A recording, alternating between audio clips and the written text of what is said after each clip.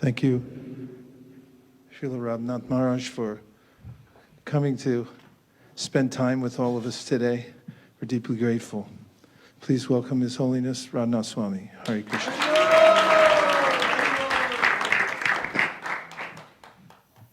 Om Agyantimirandasya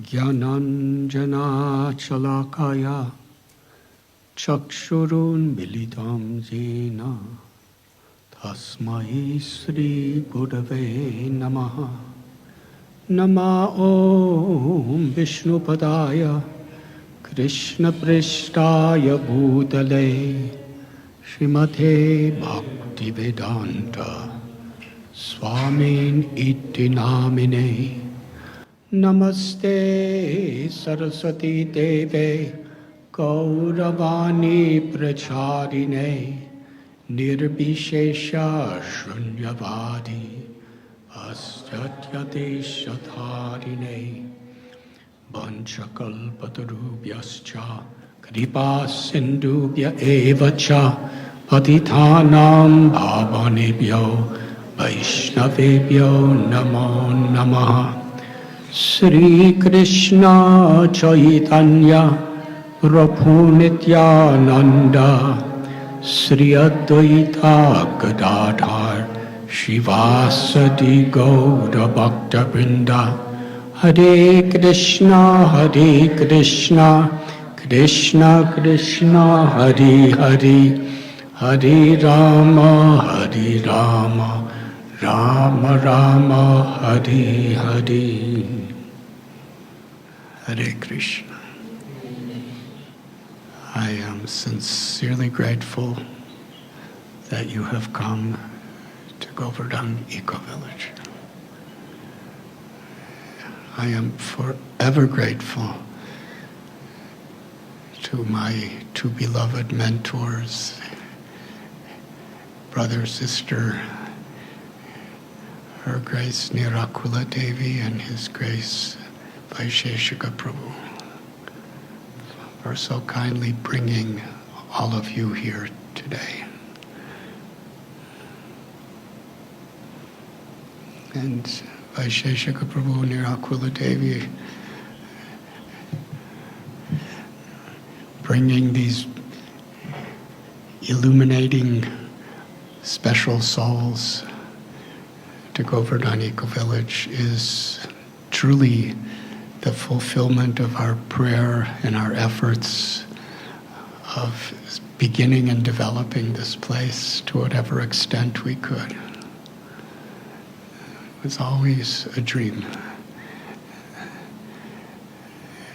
And begging and pleading to Krishna in our prayers that this could be a place of pilgrimage where people could remember in separation Vrindavan and become spiritually enriched by the gifts that Srila Prabhupada has given to each one of us and to the whole world. The gift of Prema Bhakti, pure love for Krishna, and the gift of the pure path of Bhakti by which this Prema can not only be understood but be realized. Today is Christmas Day, so all over the world there is a spirit of giving.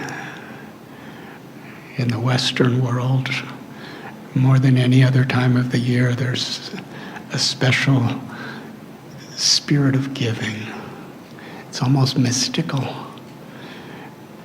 And actually, in the early days till today in America and Europe, this season was the best time for book distribution because people are just in a very charitable mood, a very non-judgmental mood. And of course, that was the spirit of Lord Jesus Christ who appeared on this day it is celebrated. and that it's considered the most joyful time of the year in the West because it's actually the time when people are giving the most. And actually, giving is a happier experience than taking. That is the nature of the soul. The nature of the eternal soul is to give happiness to Radha and Krishna. And whatever sacrifices we must go through, if Krishna is happy, that is our happiness. Bhaktivinoda Thakur prayed that Krishna, the difficulties and struggles that I endure to serve you and please you are my greatest happiness.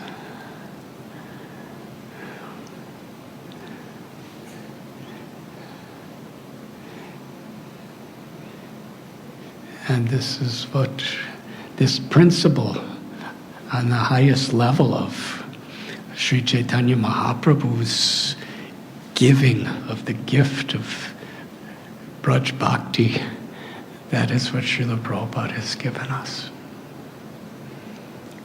Lord Chaitanya Mahaprabhu, he compared himself sometimes to a fruit seller.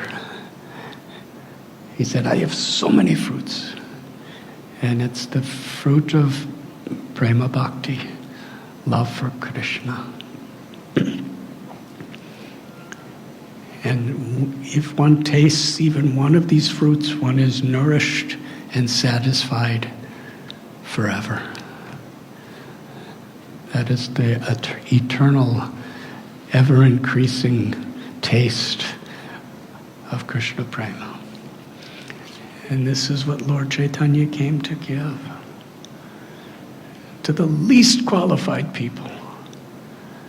It was just a matter of giving. Even Lord Chaitanya his devotees were actually persecuted. On Haridas Thakur as our Namacharya, he was persecuted. Lord Chaitanya, when he told devotees to chant the holy names of Krishna, which is the Yuga Dharma, the prime benediction for all humanity, the means by which Krishna and Sri Radharani make their presence within our hearts, within our lives, in the form of their holy names, to purify us and bestow the highest gift. So Lord Chaitanya said, I have so many of these fruits of love of God. How many can I distribute with my two hands? And he was asking all his devotees, please assist me in distributing this. And anyone who helps me will be most dear to me. And Srila Prabhupada would explain, why does Krishna, why does Sri Chaitanya Mahaprabhu, why does Lord Ramchandra, Narsinghadev, why do they come to this world? In Goloka Vrindavan, Krishna is eternally having the most intimate, blissful pastimes with his pure loving associates, gopas, gopis, cows. Why come to a world where almost everyone is envious of him? In Goloka, in Vaikuntha, everyone loves him unconditionally. The material world is a place where everyone is envious of God, competing with God, trying to exploit the property of God, whether it's our own bodies or the resources of nature or each other. Krishna doesn't come to take anything, he comes to give. Paritranaya sadhunam vinashaya chaduskritam dharma samstapanaradaya sambhavami yuge yuge. He comes to restore the principles of pure dharma, to protect his devotees and annihilate the miscreants. But Srila Prabhupada explained that actually Krishna could do all these things through various messengers. He could just send a big volcano and destroy all the miscreants. He doesn't have to come himself and bring his whole abode here from the spiritual world. He comes to give pleasure to the devotees. And he's come to attract the conditioned souls back into his eternal loving pastimes. An experience beyond mukti, liberation. And Lord Chaitanya Mahaprabhu, Rupa Goswami describes, he is the most magnanimous and munificent of all avatars because he's giving the most confidential revelations of love of God to the world. In the age of Kali, through a process anyone with sincerity can practice. Hearing the glories of the Lord, chanting the holy names and glories of the Lord, and associating and serving those who are striving to love Krishna. Even most unqualified and the most qualified, everyone could actually equally receive the gift that Lord Chaitanya is giving. When Srila Prabhupada first met Srila Bhaktisiddhanta Saraswati Thakur Prabhupada in 1922, that's 102 years ago.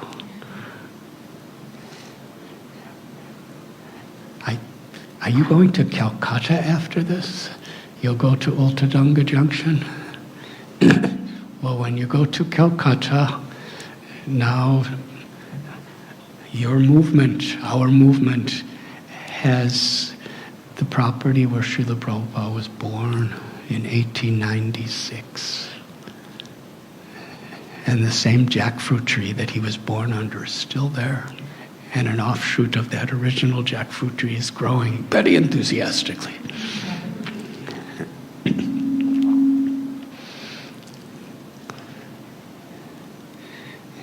And then in 1922, Srila Prabhupada was about 25 years old. He met his Guru Maharaj at 1 Ultadanga Junction Road. It's where Srila Bhaktisiddhanta Saraswati Thakur, in that building, which was rented at the time, it was the first Gaudiya Math. And almost all the senior disciples of Bhaktisiddhanta Saraswati Thakur, including Srila Prabhupada, that's where they first met their Guru Maharaj. And that's where they first began their service. And Srila Bhaktisiddhanta Saraswati Thakur lived in Ultadanga Junction Road on a little, you'll see his little room on the rooftop. He lived there for 18 years.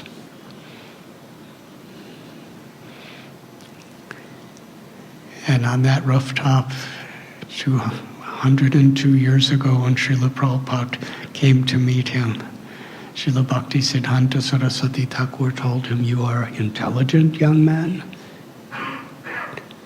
Bring this message of Lord Chaitanya in the English language to the Western world." And Srila Prabhupada at that time was a very devout follower of Mahatma Gandhi. He wore the dress. He sacrificed his diploma at the Scottish Churches College because that was in non-participation with the British. He said, first let us get independence, otherwise who will respect the message of Lord Chaitanya, the message coming from India in the Western world when we're still under the subjugation of Britain.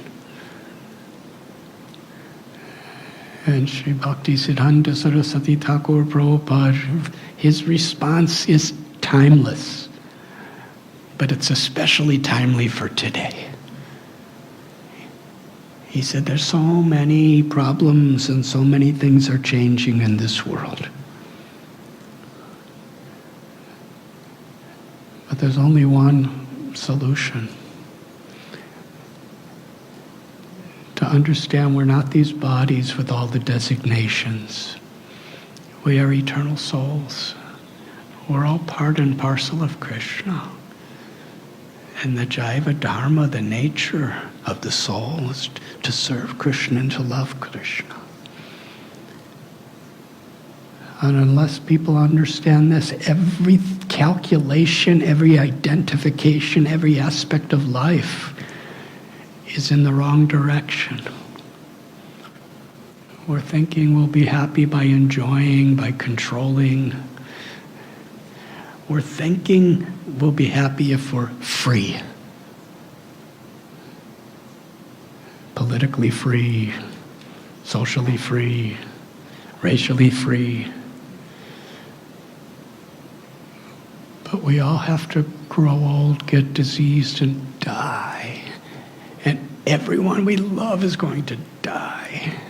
And everything we have and everything we work for is going to be taken away from us today or at death. So where is the freedom? Janma mrityu jara vyadi dukkha doshana darshanam.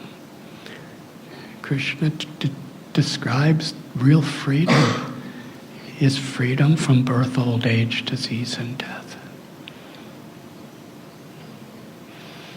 But the soul isn't looking just for freedom.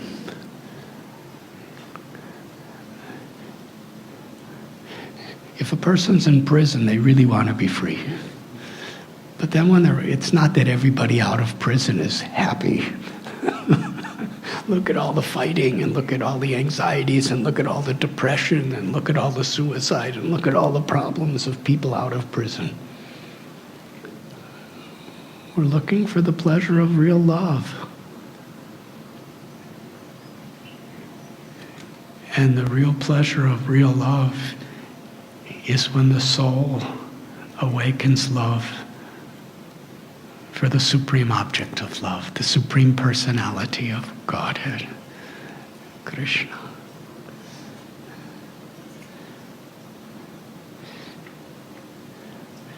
So Lord Chaitanya Mahaprabhu, he told how dear is that devotee. He requested those devotees to help him distribute the fruits of love of God.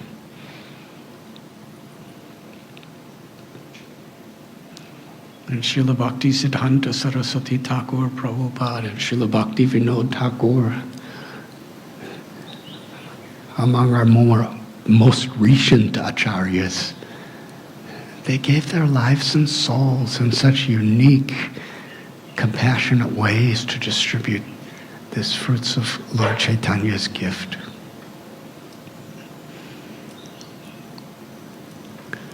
And when Srila Prabhupada got this instruction, after hearing the reasoning that Bhaktisiddhanta Saraswati Thakur had given, he said, I accepted him at that moment as my eternal father, my spiritual master.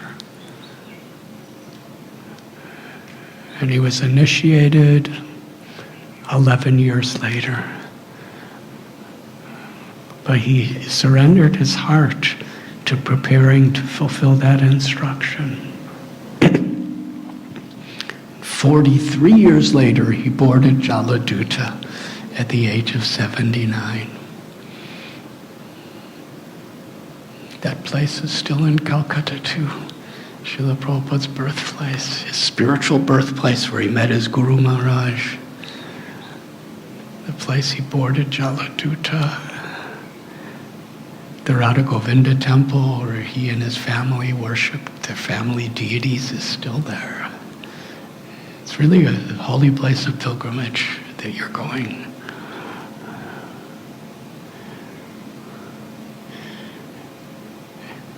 And when Srila Prabhupada came to America, nobody was here to welcome him. There was nobody here to assist him. He had no finances whatsoever.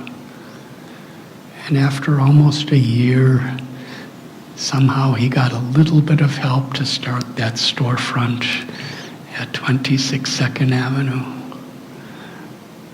And before he came, it was a little shop called Matchless Gifts. And when the few devotees that were helping Srila Prabhupada, they wanted to take down that sign and put up Hare Krishna. And Srila Prabhupada said, you could put Hare Krishna, but leave that. Because Hare Krishna is matchless gift.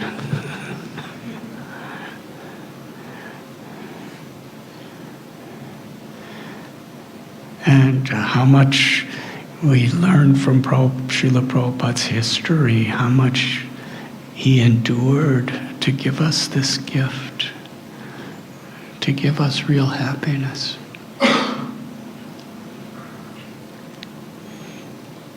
So Govardhanika village is just one little tiny part of Srila Prabhupada's wonderful movement where we're trying to assist him to share this matchless gift.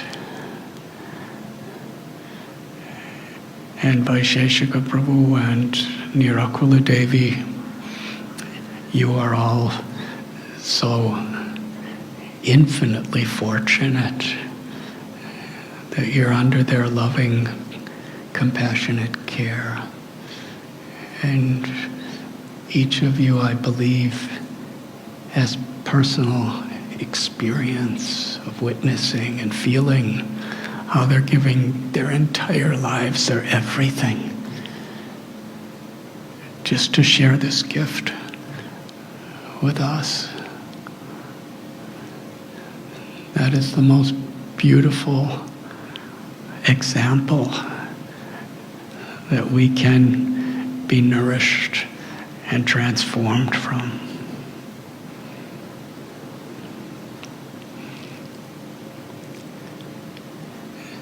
In the Christian tradition, Christmas is the day they celebrate when Lord Jesus, he was born in like a little cowshed, yes, in Bethlehem, which is in those days it was like a village, very small village, and outside the village, his mother gave birth to him in this little place where cows and animals were kept. In the night,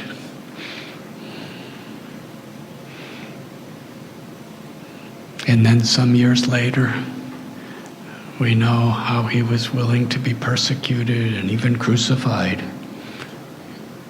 And Srila Prabhupada would praise him.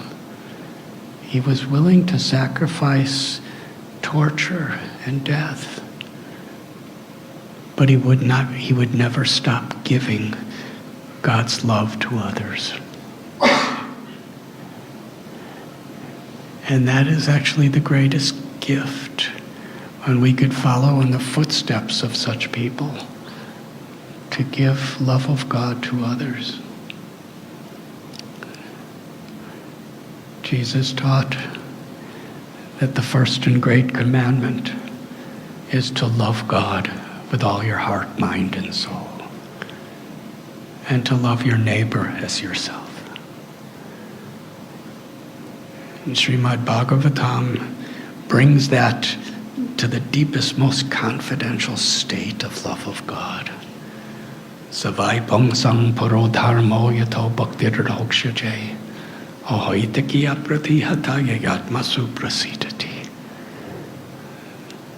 There's one God, and God is revealing himself on different levels.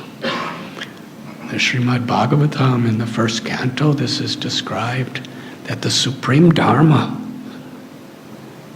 is to love Krishna and to serve Krishna. And such love and service must be unmotivated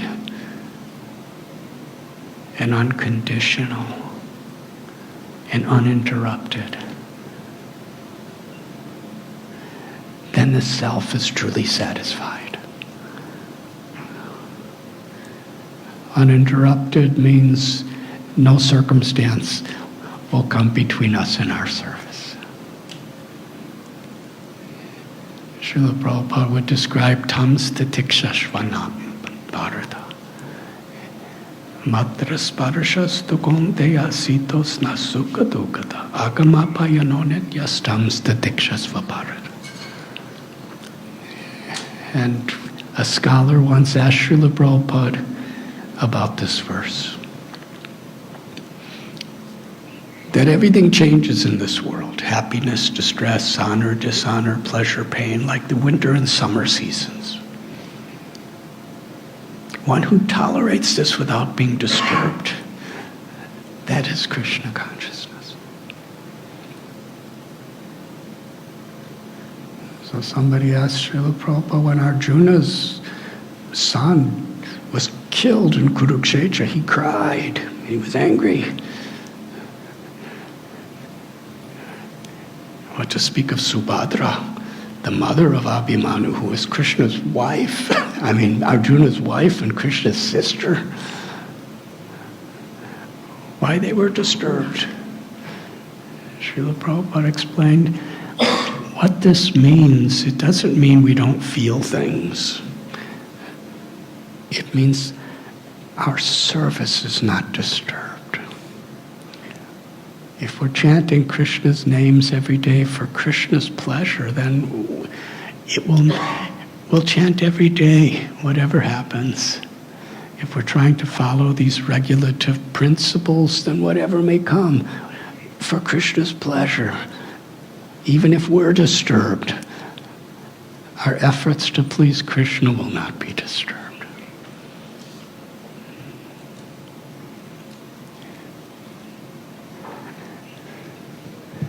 So this is the principle of Christmas, actually, and it's the principle of Srimad Bhagavatam, where it begins with this idea of love of God being unconditional, unmotivated service, and Srimad Bhagavatam culminates in the 10th canto. The service of Radha for Krishna. The highest, fullest, deepest, and most all-encompassing, complete love.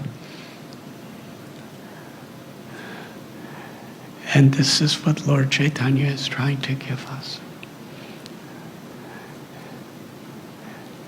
And whatever little efforts we've made at Govardhan Eco Village, we're just trying to help give these fruits of love of God. We're trying to make the fruits organic here.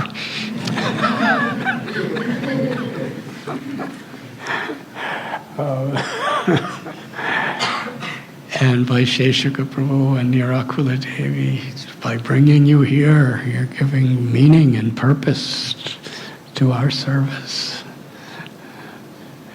And if you're happy here and happy to receive Krishna from Vaisesika Prabhu and Nirakula Devi, if you're happy to receive Krishna from them here on this little pilgrimage, that will be our greatest blessing. So I don't know what I was supposed to say today, but I just said it. Thank you so very much for coming. I'm so grateful, so honored, and so happy.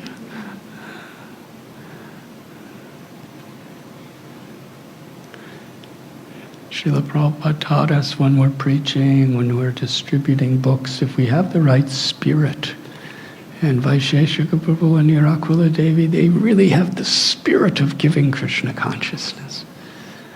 just as Srila Prabhupada taught us and prayed that we would receive.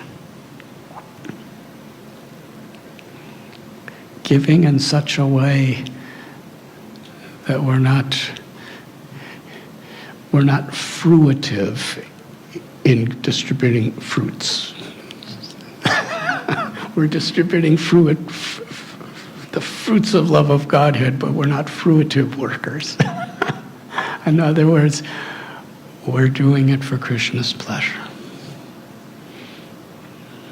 And what pleases Krishna most in this material world is when we help to give the gift of bhakti, of prema, to his suffering parts and parcels in material existence. Krishna is so happy.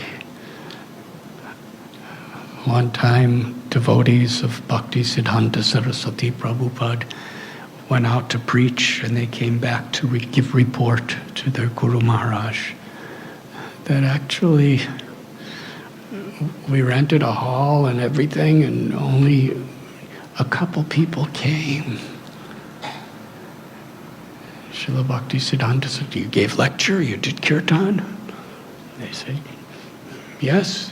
He said, "Even if no one comes, you should be fully enthusiastic to preach and to have kirtan to the four walls." Because ultimately we're doing it to please Krishna. And whatever the results may be, Krishna is pleased by the sincerity of our efforts.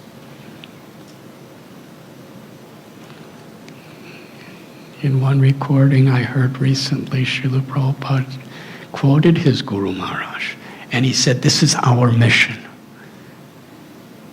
He said, "We're willing to even give up all the properties we have in exchange to inspire one person to turn toward Krishna."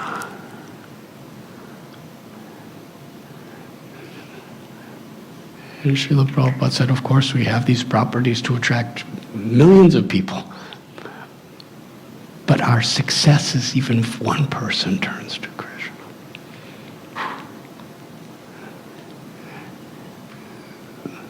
So when Srila Prabhupada is speaking a very, very personal principle of Vaishnavism in this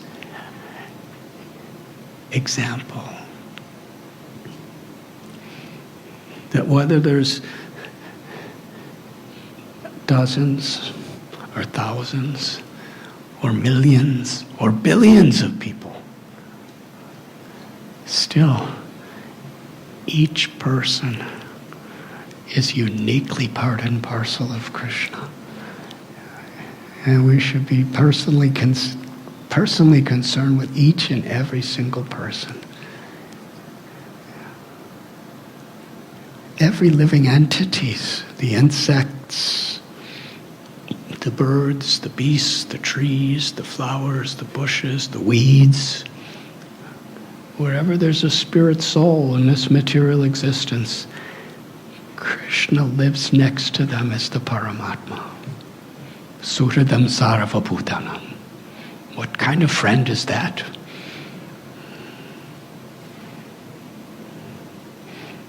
That's how personally Krishna cares for each soul.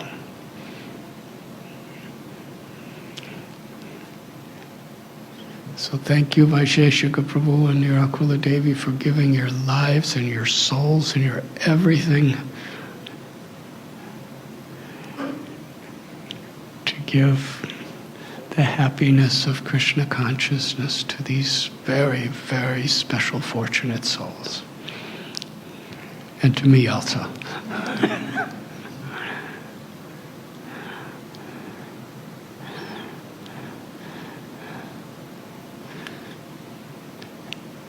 And besides all this philosophy, Merry Christmas.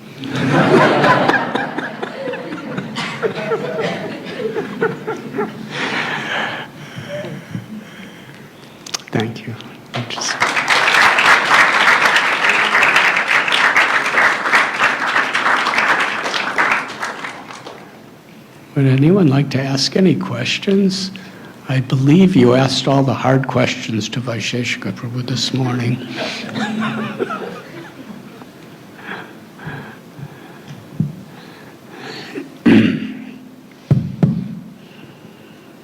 Hare Krishna Maharaj. Haribol. So recently I was reading Lilamrita, Prabhupada Lilamrita, and it says how Prabhupada's deepest meditations in his purports were how to make Krishna consciousness relevant to society. So as we move forward, get older, and society of course changes, how do we make Krishna consciousness relatable without altering the initial meanings of what was written in the scriptures? And I know GEV is a place that was created to help people from non-Indian backgrounds perhaps understand the philosophy. So I just wanted to hear a little bit about how we can go about presenting it in a way that is relatable.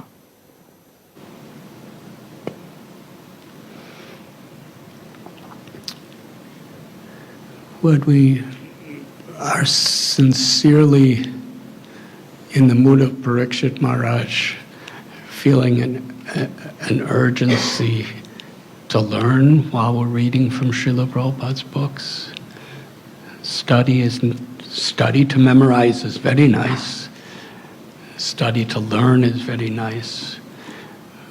But when you're really hungry, you're not so much concerned with the taste as you are satisfying your hunger.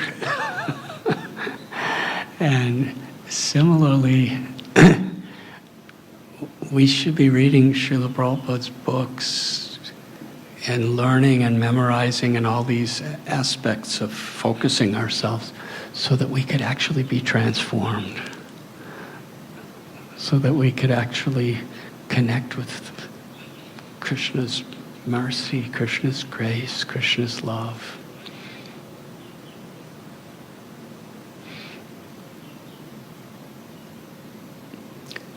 And by doing our sadhana, our chanting, our hearing, and being in the association of people who are nourishing this deep connection to Krishna, then we develop a desire to actually really care for people. And when you really care about people, then when you preach, you'll make it relevant because you're not preaching to them, you're preaching as their servant. This is Gaudiya Vaishnavism. When we're preaching to someone, we're not preaching at them. We're actually trying to serve them because we care about them. Whether it's book distribution or festivals or Harinam or lectures or welcoming people to our temples or having various projects. And Srila Prabhupada established the Bhaktivedanta Institute, which was very scientific. But he wanted Srila Bhakti Swarup Damodar Maharaj and his team to present Krishna consciousness in a way that's relevant to that aspect of society. And during Srila Prabhupada's time in the 1960s and up till the mid-70s, when he was with us personally, most of his followers were coming from the counterculture of Europe and America. So they knew exactly what was relevant to the counterculture. And they preached in such ways that it was totally relevant. And therefore people open their minds and open their hearts to our Siddhanta. And the idea of time, place, and circumstance, the message never changes. The Siddhanta is eternal. Srila Prabhupada adjusted but never compromised. So how to present Krishna consciousness in a way that's actually going to connect to a person's heart and begin the process of transformation. how to present Krishna consciousness in a way that Krishna begins to attract them.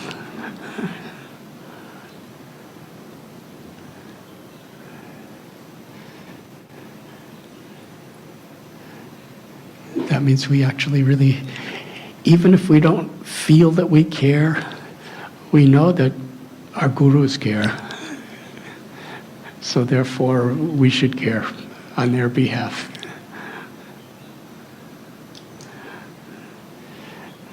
We should act with our guru's care. And by doing that, gradually, the gift comes where we really care about people.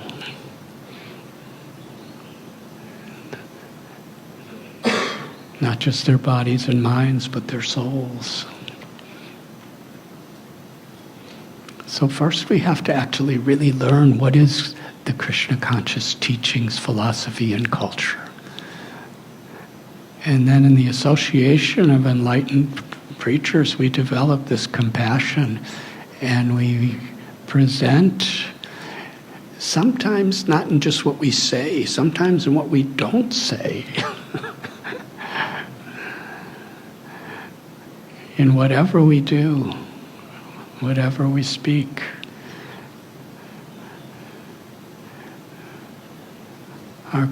Our goal as preachers is to share Krishna consciousness with our own community, to create a really strong family of devotees, which is what we are together with today. Such a beautiful family of like-minded devotees that have traveled from all parts of the world, because there's an inspiration of somebody who cares. A divine couple who cares. And because they care, they're teaching us to care for each other. And for even, what to speak of the fallen humanity, even the insects and the trees and the cows and the sheep and the horses and the ducks and the donkeys.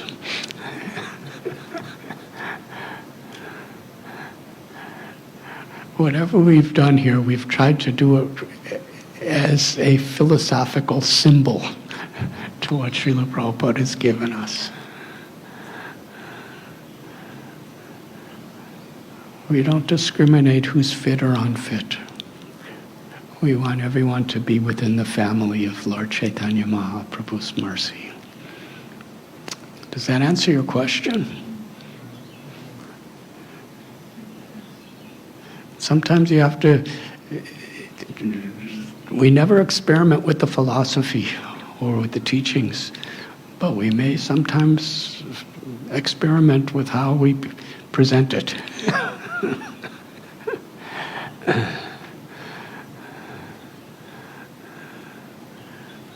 That famous story in San Francisco, the Avalon Ballroom. Srila Prabhupada was invited with Allen Ginsberg, and there was just a few devotees. And there was rock and roll music and large amplifiers and strobe lights, and some people didn't even have clothes on. And somebody said to Srila Prabhupada, sorry. Actually, as they were walking off stage, Srila Prabhupada said to someone, "This is no place for a brahmachari." But he was very happy that they took him there. So the devotees who organized that program were definitely experimenting with the presentation. But the holy names and the teachings of Bhagavad Gita were not changed in any way. But from that program, so many people became devotees because they felt a connection with the Vaishnava society through devotee association. And I remember when I was first told to go out and preach in 1979, and I had no idea what to do. I was alone, and what does Prabhupada want? So I was asking some devotees, do you have any instructions, letters? And I saw a letter where Srila Prabhupada wrote that the future of the world leaders, the future leaders are in the colleges. So if we want the leaders of society in the future to be devotees, to be Krishna conscious, we must preach in the colleges. And then in another letter he wrote, what will your one lecture do? He said the most important thing is to get people to regularly associate with devotees.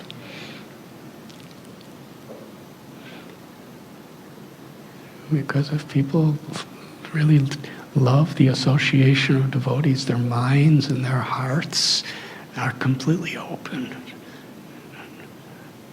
Not just intellectually, but also emotionally and spiritually, we become open. And if we like to be with devotees, I remember in the early days when you would ask somebody how you first became a devotee, almost everyone would say, because of the philosophy. But then when you go deeper into it, they became attracted to the philosophy a little later. It's usually because they like prasad. And they just like to be around devotees. Do you have that experience? Is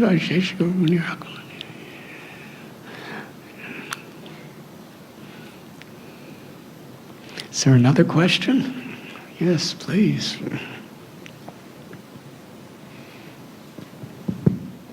Hare Krishna Maharaj. Haribol. Thank you for giving us your time. Thank you for being so thankful. You were speaking about how giving is actually much more of a happier experience than receiving. And so I was wondering if we feel like we may have nothing to offer or give, what can we do in those situations? Haribol. Actually, in giving, we do receive. And in receiving, we have more to give. And in giving, we receive more. And in receiving more, we have more to give. And like that. But we have to receive before we can give. And the more we actually really want to give, the more we want to receive so that we can give more. And in preaching, we're actually giving to Krishna. You know, when you go on the altar, it's not that you eat the laddu and then offer it to Krishna. You're going there simply to offer. And then when we offer, then it becomes prasad and we have something. But then as a devotee, the energy that we get from the prasad, we just want to offer more. In reality, we have nothing to give. And Srila Prabhupada, in his own example, and he's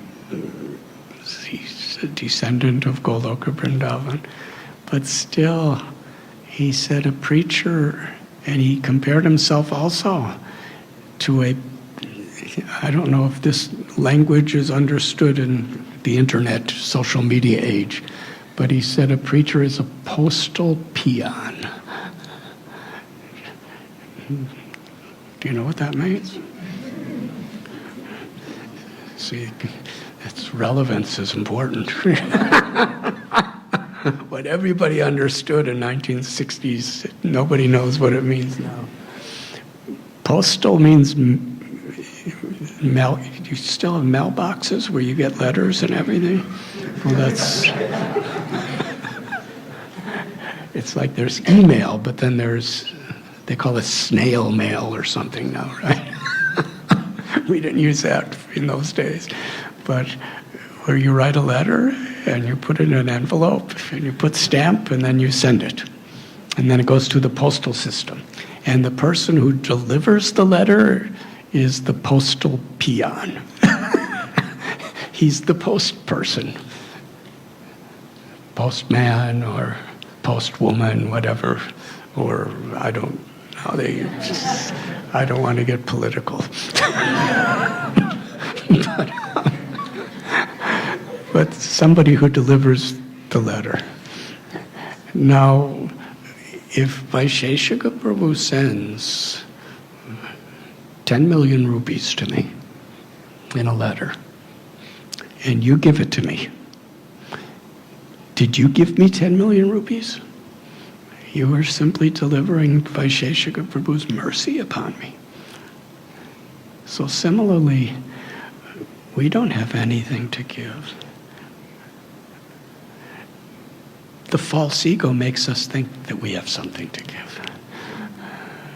But when we become free from the false ego, to whatever extent we realize that actually I'm just, Krishna's the intelligence of the intelligent. Krishna's the strength of the strong. Krishna's the ability in everyone. Krishna's the light of the sun and the moon. Krishna's the taste of water. So we're just, what we have received from Srila Prabhupada and his beloved representatives and all of the acharyas, that's what we're receiving, the realizations of all of the acharyas and their love for Krishna. So if we understand I have nothing to give, we give our life completely to sharing that. I may not love this person, but Krishna loves this person. So my service and my way of pleasing Krishna is sharing this message with this person. And Krishna loves everyone.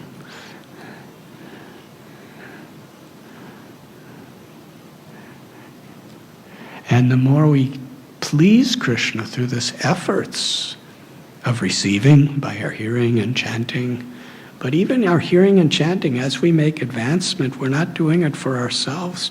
We're hearing and chanting because it gives pleasure to Krishna.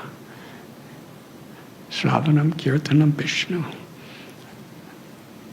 This is the process of devotional service. We're taking because it gives pleasure to Krishna. Krishna wants us to be filled with love of God. So we're taking this love, and as we make progress, we're taking it so that Krishna's pleased, because that's the nature of love. So just, whatever ways, share this wonderful gift of bhakti. Not because it's yours, but because it's been entrusted to us. And there's no greater experience than appreciating what Krishna and his representatives have entrusted to us. Does that answer your question? A little? Really? Thank you. Is there any time limits today? Yes, please.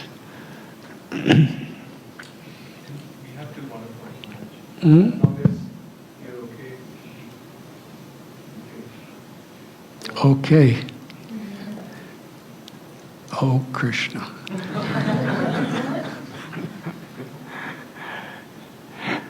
Yes, Hare please. Krishna Maharaj. Thank you so much for speaking with us today. A broad question. I'm wondering what you've learned this year in 2024, and if you've had any different types of realizations of Krishna this year that have been unique. Thank you.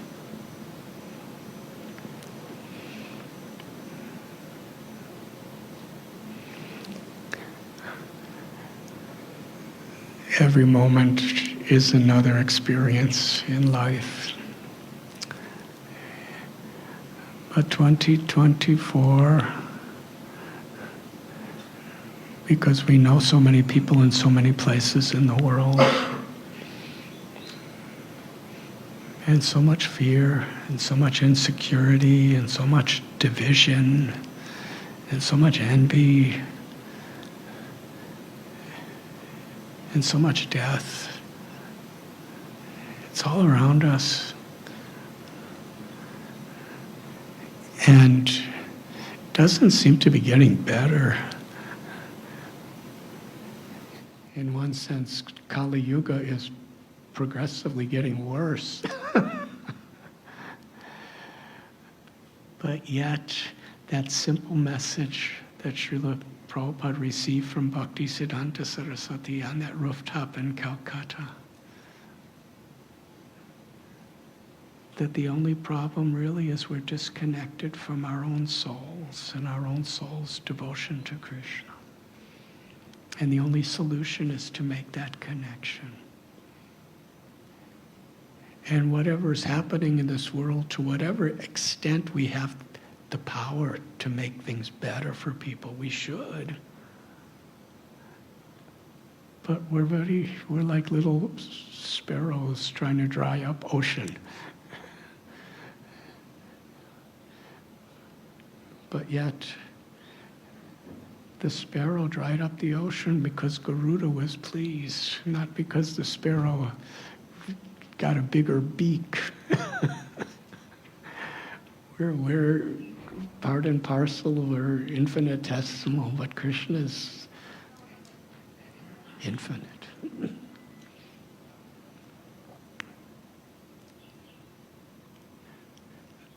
So in whatever little way or big way we could connect people to Krishna in these times of great difficulties, let that be the joy and purpose of our life. We should never be discouraged. It's easy to get discouraged by the massive problems of the world. And sometimes even among devotees, there's so much fighting over things that really don't matter when you go to the purpose of life. It's not because they're devotees, it's because unless we really choose to surrender to the higher principle, we become influenced by this powerful energy of the world, fighting and arguing and quarrel and hypocrisy and all these things. It's the all-pervading energy of Kali Yuga. But yet, we have been given a gift where we can take shelter of Krishna and help others to take shelter of Krishna. And if we can help one person turn their face toward Krishna, we can celebrate life ecstatically. What to speak if we could help millions of people do so. So 2024 is a time to celebrate the opportunity. And as Bhaktivinoda Thakur said, where there's the greatest need, there's the greatest opportunity to serve. So there's very good opportunity to serve. Other than that, everything's pretty disastrous.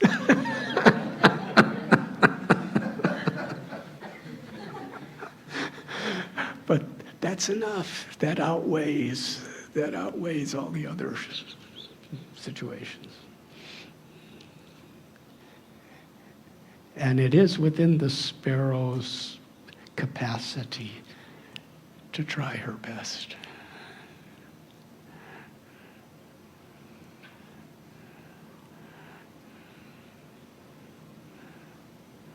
Does that answer your question? Thank you, thank you. Yes. Hare Krishna Maharaj, so grateful to have your Haribol. association today. Thank you so much for giving us your time. Maharaj, I remember this summer, the Radha Muralidhar 50th anniversary festival, you had said this one line that has really stuck with me, and I continue to meditate and reflect on it, that we can show our love for Krishna by how we treat one another.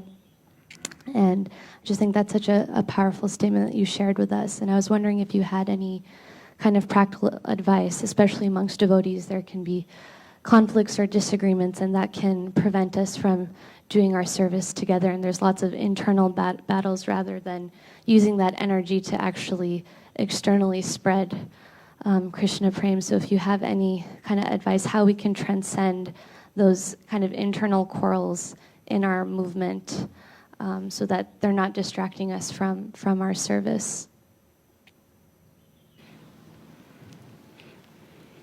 I'm learning this from Vaisesika Prabhu and Nirakula Devi. Maya is always giving us reasons. She will always challenge. And cooperating on a higher principle is very much what will please Srila Prabhupada and Krishna, and those who love Srila Prabhupada and Krishna.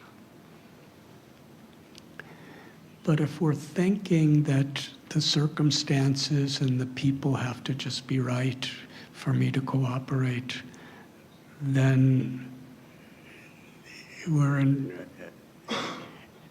that will be like Maya's excuse to keep us away from Srila Prabhupada's blessing.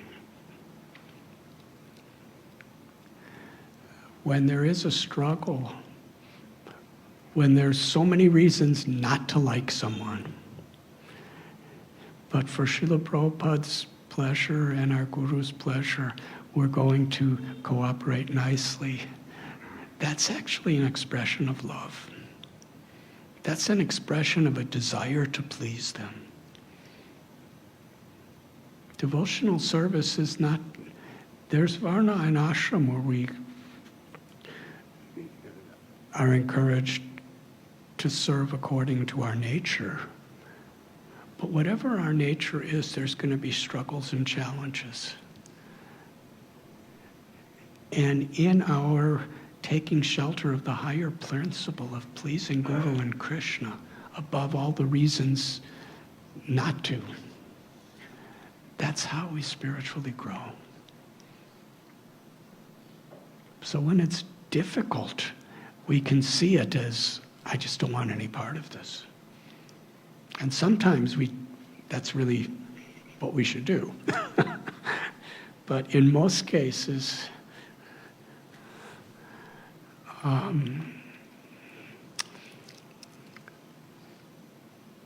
when there's circumstances that are disturbing, we should see it as an opportunity to purify myself by putting the higher principle of pleasing Guru and Krishna.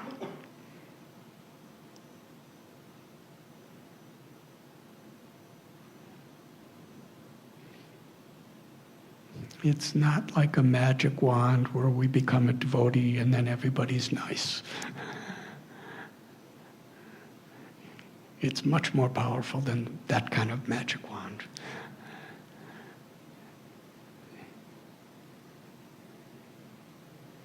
It's like a wand of divine grace, where we have the opportunity to transcend these problems and really take shelter of Krishna in the faith. When things are difficult, we really have to take shelter to make the right choices. When things are easy, then in one sense it's like sense gratification, just making the right choices. Yes? So even if it's easy, we should make the right choice. But when the difficulties do come, and they will, we should see this as Krishna's giving his gift, especially in this situation.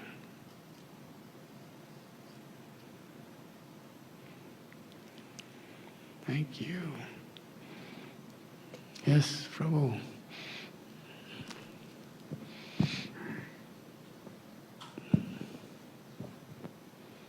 When I was coming in, Vaisesika Prabhu and Nirakula Devi told me that you like to hear practical things. I hope what I'm saying is practical to you. Hare Krishna Maharaj, thank you so much for being here. I have another practical question, similar to actually Radhika's question.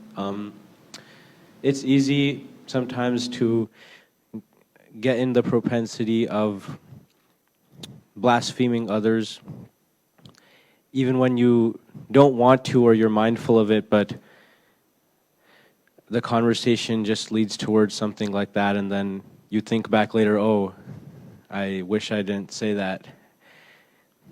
And I was just wondering how to always stay very mindful of scenarios where it is easy to blaspheme others but still make the right choice every time, even if that leads to some uncomfortability in the current conversation that you're having, where it would kind of be easier to just agree with everybody and kind of go with that, but rather take a sort of higher ground, and how to manage that on a practical level, I was wondering, Maharaj.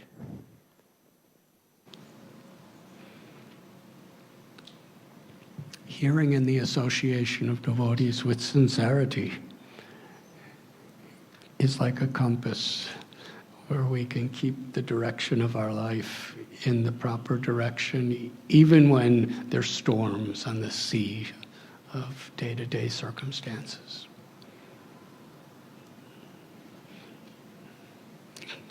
In the olden days, before there was all these technologies, when a ship would be going over an ocean or a sea, all they really had was the compass, especially during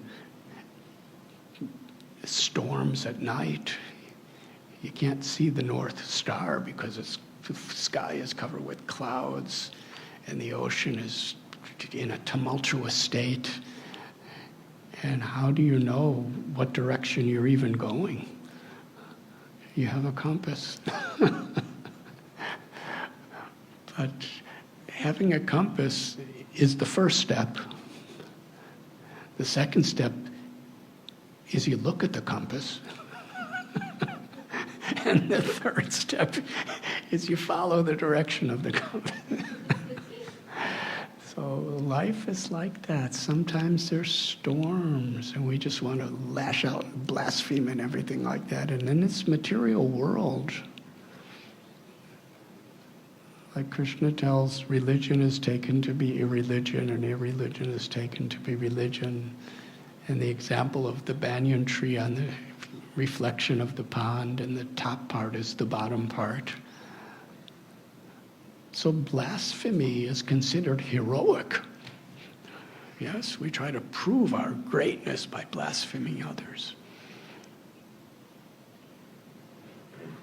Whether it's in daily life, in family life, in devotee ashram life, in politics, business, blasphemy is, it's like we're proving ourselves to be great by blaspheming another. Blasphemy is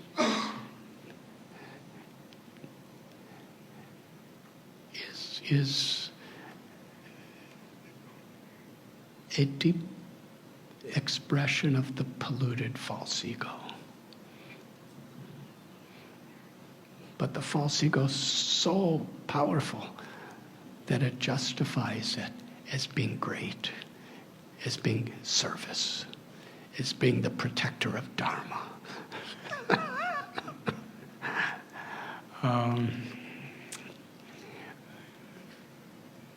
Lord Chaitanya Mahaprabhu in Chaitanya Bhagavat, he spoke that if you just do two things, I will give you love for Krishna.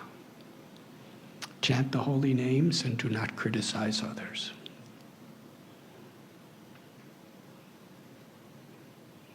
Blasphemy of any living entity, if it's done with animosity, is going to be very harmful to our spiritual growth, but especially to a devotee.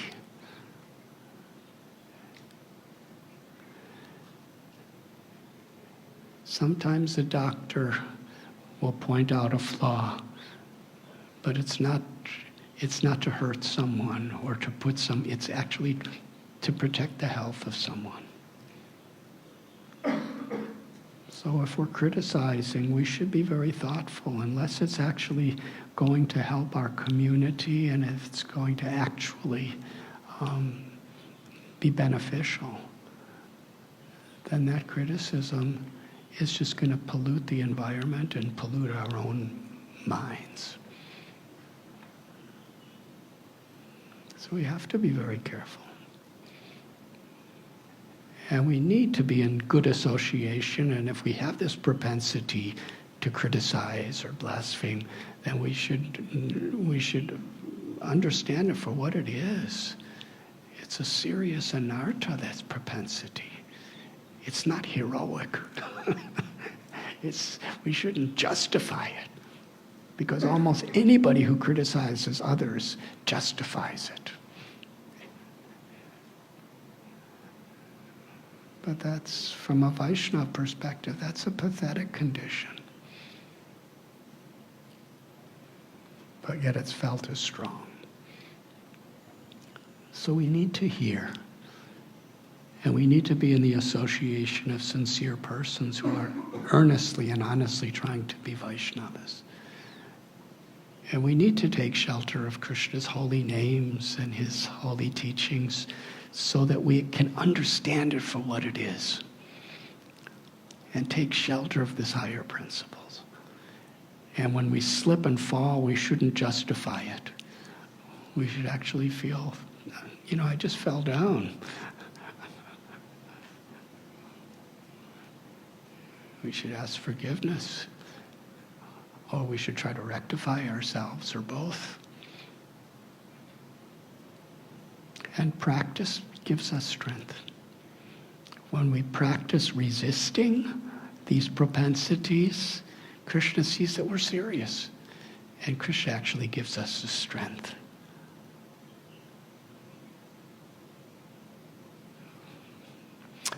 Vaisesika Prabhu Nirakulu Devi, would you like to add anything to that?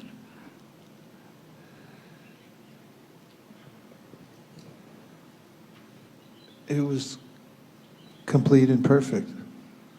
And I appreciated many aspects of what you said, and will take them to heart. One was staying in association with those who are experiencing the happiness of hearing and chanting together, and how that carries us to a higher position. And also recognizing the pernicious effects of blasphemy. In fact, in the second to last sentence you made, you described blasphemy as a fall down, and also that it makes us feel bad when we blaspheme. You had advocated for being aware of the effect of it. It made me think of the way we conduct ourselves in regular life. We become aware of what resonates with our, for instance, with our health. If we eat in a certain way, we know, although temporarily it may satisfy some urge, but later we'll feel crummy because we ate something that wasn't very good. And if we become aware of the fact that it's not a pleasant experience blaspheming others, then we may hesitate just for our own self-preservation, or knowing that how it makes us feel. And I really liked how you described it as an expression of the polluted false ego. And that phrase, just think of the persona, when I think of the a personification of the false ego, expressing it itself, maybe as a caricature, and being deeply polluted and pontificating on the faults of others. And I think it's unbecoming. So I really like that phrase. And then you talked about how Lord Chaitanya gave two simple instructions. One was chant Hare Krishna, and the other one was don't criticize. And you expanded it to include anyone, which goes back to the way you were describing how a person who's compassionate and realizes that he or she is a servant of the Lord, feels inclined to do good for all living beings, overlooks their superficial faults, and tries to bestow love of God upon them, and therefore, in that mode, rises beyond the feeling of the critical, the mind of seeing other living entities' faults. And then you said especially we should avoid criticizing devotees. And then you gave the metaphor of a doctor who may point out a flaw, but does it with the idea of helping the person to come to health, and that there's a difference between that criticism that's motivated by deep-seated envy of others and wanting to help them. And then finally, when Krishna sees, you said that we're sincere about trying to give up our anartha of criticizing others, and he notices that we make a choice to do that, then he empowers us more. And implicit in that is this sense of reciprocation from Krishna. And if one gets a taste for that, that if I restrain myself from blaspheming others just to please Krishna, then he gives me more insight, and I feel empowered by him, then perhaps I may reform myself more and more and be really careful about whom I associate with, which you mentioned indirectly. Choose your association so that you're not subjected to it, you don't feel inclined to do it. And it made me also think of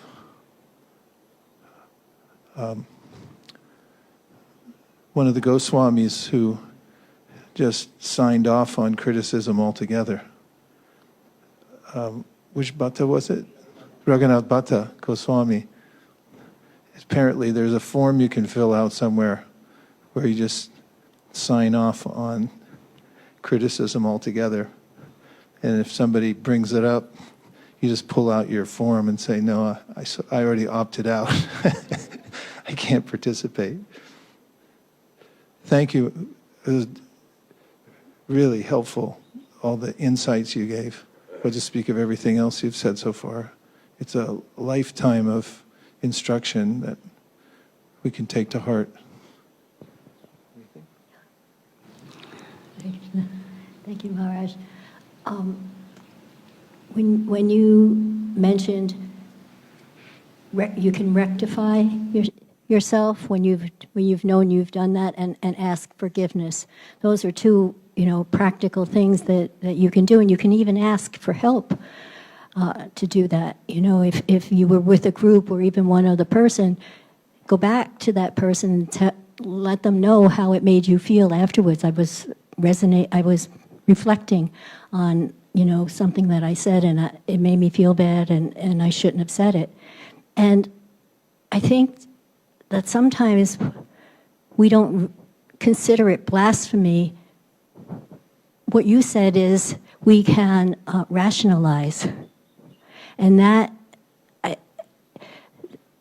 it's criticizing, and you rationalize, and then you don't consider it as blasphemy. But at the same time, it permeates the conversation or the community. It can go on. You've just given whomever you said those things in front of a different way to look at another devotee or another person, and it's like trying to unring the bell. It can also be very, very difficult. So I very much appreciated the aspect of what you said, along with what the notes Prabhupada again explained. What he said. I also noticed that if I hear criticism of devotees that's not meant for beneficial purposes, it reduces my capacity to appreciate that person. There's something, then it puts a cover over that. Or when I had such feelings of appreciation for the person, and then I hear somebody pass a comment, yeah, but, ... Then later on, when I try to bring up that same feeling of appreciation, it somehow now is governed by that statement that I heard before. So in that sense, one of the ways of pleasing Krishna is to appreciate, glorify the devotees, and then it doesn't become as wholehearted if I hear destructive blasphemy against devotees. A few thoughts from the back row. Peanut gallery. From the peanut gallery. Hare Krishna Maharaj. Hare Krishna. Thank you. Well, everything I was trying to say is what both of you just said. Way beyond. Thank you. Hare Krishna Maharaj. I was wondering if there's a way that we can understand that Krishna is kind, because sometimes we face difficulties, and then we face those difficulties that can feel like they're hindering our service or making things much harder than they should be. And it feels as if that we're doing something good, we're doing something for Krishna. Why am I losing an ability to do that? Why am I being obstructed from doing that? And of course, if there's pain and so on, that affects us outside of that as well. But when it happens with our Krishna consciousness and our spiritual life, it just feels more, it feels more contradictory, because we feel like we're doing something good. And so why is Krishna putting us through something like this? And we can think of Kunti Maharani and so on, who went through so many difficulties. But then my question is, like, if I don't have that much faith, why is Krishna putting me through this, where I don't think I have enough faith to get through it in a way where I feel positive about Krishna? So how can we remind ourselves in these situations that Krishna is kind, that there is some plan that we don't understand, but it is meant for the good of us, because it can feel the opposite?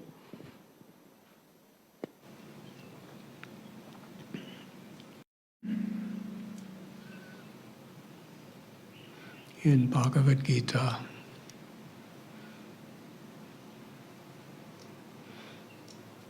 Krishna teaches us not only the glories of unalloyed devotion, not only the glories of the yoga systems that gives us the higher taste or liberation, but Krishna is also giving much detail about the miseries of material existence. Abrahma bhavana loka punar avartanojana mamupetya dukontiya punar janmana vidyate dukalayama shashvata. So many examples of the miseries of material existence. Because material life is a place of suffering, whether we're devotees or not devotees. Our bodies are going to get diseased, grow old, and die, and that's difficult for anybody. It's not that because I'm a devotee now, my mother and father are going to live forever. They're going to grow old and die, and death is a difficult process, as my body will. It's not that because I'm a devotee, I'll be honored because dishonor is so painful. On material level, all these sufferings, that's the nature of this world. If you're in an ocean and someone throws you a life preserver, it's not that because you hold on to the life preserver that the ocean's not wet anymore. The ocean's the same. But now I have something to hold on to in the ocean. And eventually it takes us out of the ocean. But it's not that we're immediately taken out. So while we're going through the process of purification, the world is the same. You know, the condition of the body and the mind and the interactions with this external world and all the sufferings and all the different types of diseases and all the conflicts. You know, Srila Prabhupada once told he was cooking puris in Calcutta, and in World War II there were bombs dropping in Calcutta, and everyone was running to air raid shelters. Those air raid sounds. And they said, Abai, Abai, come, drums are bombs are dropping. Prabhupada even made sounds of bombs. He said, no. He said, Krishna has come in the form of the bomb, and I will offer him puris. Something like that. But he's seeing the same miseries as everybody else, but he's finding shelter in Krishna in that situation. So one of the reasons, and if we look at Mahabharata, Ramayana, and Srimad Bhagavatam, the great devotees are usually always defined in the context of conflict. If Hiranyakashipu was a gentleman, who would have heard of Prahlad after so many years? If Ravana was like respectful to Sita, who would have heard about Hanuman? So because these great devotees of the Lord and these wonderful leelas are to teach us how to be Krishna conscious. It's usually in the context of difficulties and struggles. Why?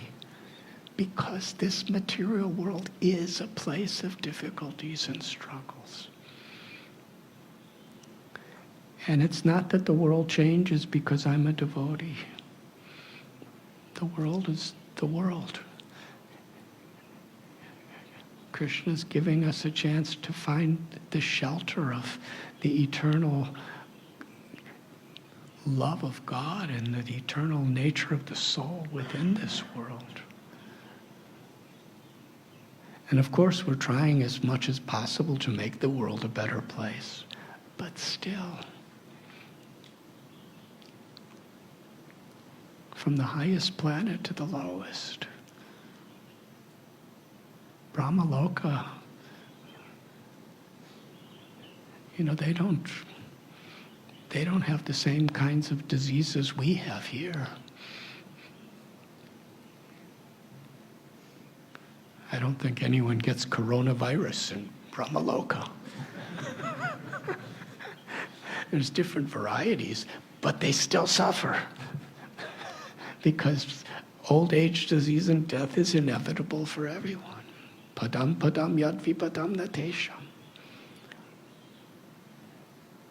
Samashitaye padapalava palavam. That when we take shelter of Krishna, we get Krishna even in this world of where there's danger at every step. It doesn't mean there's not danger at every step anymore. It means we find shelter of Krishna in this world. So as we associate with devotees who have this higher level of faith, of taking shelter of Krishna and sharing the shelter of Krishna in all circumstances of life, then we understand more that our faith is not based on the circumstances that come upon us in this world. Our faith is based on how we're taking shelter of Krishna in the association of devotees who have this faith, or striving to have this faith. So yes, faith can easily be shaken if our faith is based on now that I'm a devotee or now that he or she's a devotee, how is the world treating them? If we think like that, then our faith will be in a very, very vulnerable condition. But nishta, our faith is what we're hearing. We're seeing through our ears. We're experiencing material life through the lens of what we have heard from Krishna and the acharyas. Kaunteya pratijanihina me bhakta pranashati. Krishna says, I will always protect my devotee. But still devotees get diseased. Still devotees die.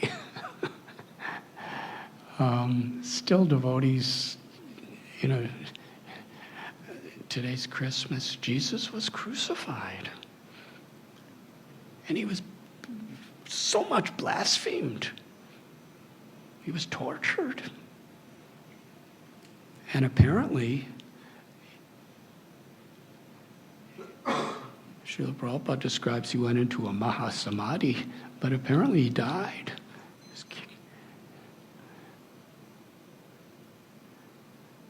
So in Christianity, the symbol of Christianity is not the manger that he was born. It's the cross that he was killed on, that he was tortured on. Why? Why did God put such a great soul through that? Why did he put Prahlad? Even Srila Prabhupada, when he came on Jaladuta, he had heart attacks, and so many, when he came to America, he had stroke. But he never gave up his mission. That's the example that we get. Krishna's come not to change the material world, he's come to save us from the material world.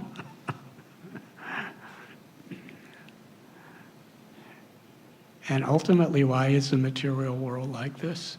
Because with all its sufferings, it's actually a good place for the soul to make the decision to take shelter of Krishna and be in the company of those who are sincerely trying to take shelter of Krishna.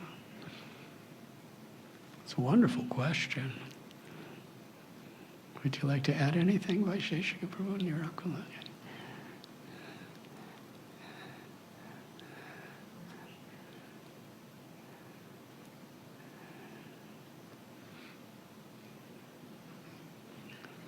But still, at Govardhanika Village, we're trying to make it very nice. We're trying to give you the best possible prasad. We have Ayurvedic hospital if you get sick. We're trying to have a lot of birds singing so you could be happy. And we're trying to have a lot of trees and greens. We want to make people happy on this level, but with Krishna. Because if this happiness of the birds and the bees and the nice prasad and the nice kirtans, if it makes us happy, but that happiness helps us to come closer to Krishna, then that happiness is wonderful. But if we're in a situation where there's great unhappiness, then we should orient our community and our individual choices to come closer to Krishna in that situation too.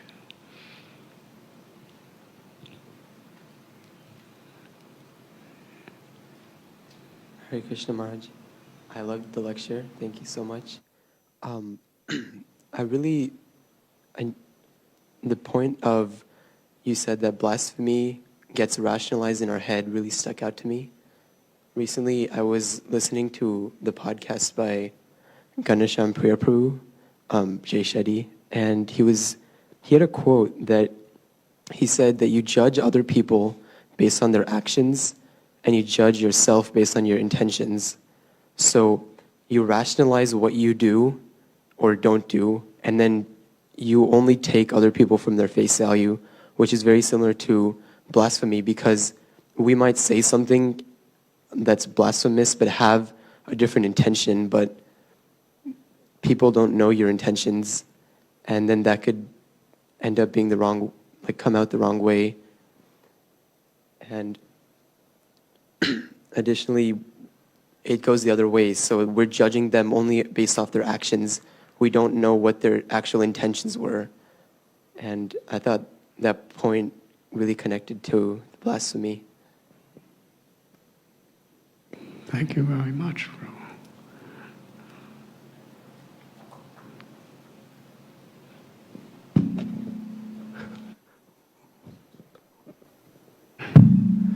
That was a teaching of Lord Jesus Christ, that judge not lest ye be judged. Krishna is the judge. We're the servant of the servant, but we need to discriminate so that we can best please Krishna and best progress in our own bhakti and best help others too. And ultimately, the Paramatma in our heart is the witness of our intentions behind whatever we do and say.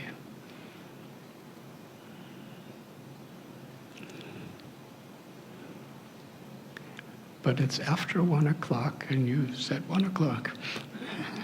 So I thank you all very, very much, and I pray that your visit to Govardhan Eco Village and wherever else you are going on your pilgrimage, that you are filled with Radha Gopinath's blessings and mercy and grace. And thank you, Vaisesika Prabhu and Nirakula Devi, for giving me this opportunity to serve these wonderful, wonderful souls. Thank you.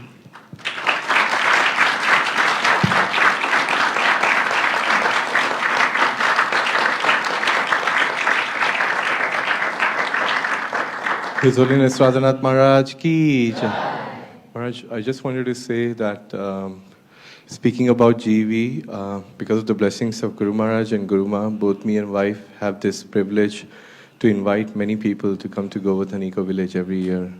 And this is our fourth visit with a group of devotees. And every time we have come here, we leave here with such strong impression of affection, love, care. Everybody in this place, whether you go to someone to speak to in Mahavan, or you're at the Govinda's restaurant, or whichever place you may be, or there is a festival going on and you're taking part, every single person is completely representing the mood which you wanted to see here, the mood Gauranga Prabhu wants to see here. So I just wanted to express our gratitude, because so many new people come here who have not been to Vrindavan, and they actually see Vrindavan in a real sense and take away so much in their heart.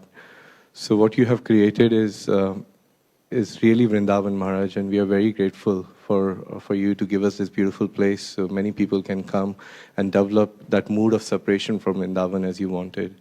So thank you for allowing us, and especially for all of us here with the youth. It's our first time. And although it's only been 24 hours since many of these devotees have been here, but each one of them are very, very happy. And well, happy is not a word, but blissful to be here in Govardhan Eco Village. Especially with you, Maharaj, being here. It has made such a huge difference. So we are really grateful. And yes, thank you, Maharaj. Thank you, Krishna.